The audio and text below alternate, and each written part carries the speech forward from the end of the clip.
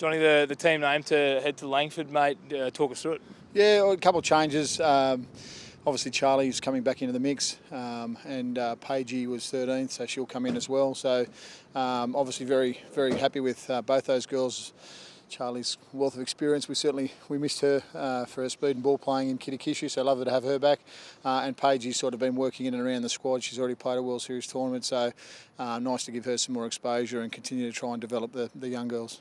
Yasmin Meeks and Lauren Brown made their debuts in Kitakishu. You must have been impressed with them too, because they'll get another crack again straight afterwards, 2 tournaments in a row. Yeah, I think that's really important too, to be able to give them a couple chances at getting better and improving. I mean, I was really delighted with both the girls, but again, my expectation is that they're going to be a little bit better for this tournament, and rather than sort of giving them one on, one off and not getting a chance to actually work on things we did last tournament. So they've got that opportunity, and like I said, my expectation is they'll, with more knowledge and a little bit of experience behind them, they'll be a little bit better again in Canada. You mentioned Charlotte Caslick back, obviously a superstar of the game and world class, but Alicia Quirk does drop out. Is it a like for like? You're still missing some good quality across the park?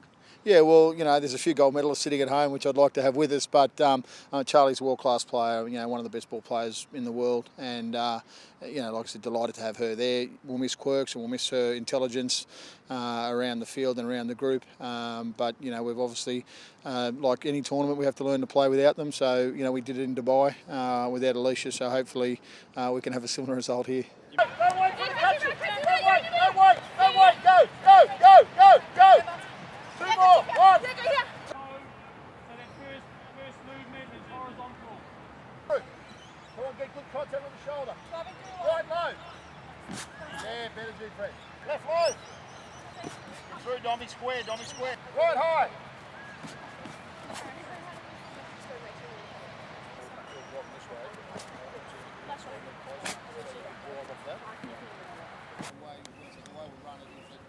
Charlotte can't run with the children sits behind the 5'8" and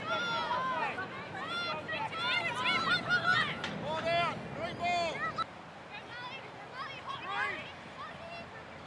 Ball down, big ball, go, right on. Who's working, Johnny? Where are you running? Tackle there, great work. Ball down, go. Mentioned a couple of the younger girls. Another one, Lily Dick's been named in the 13. She'll be 13th woman over there in Canada. What do you like about her? And when we see her on the park, if we do, what should we look out for?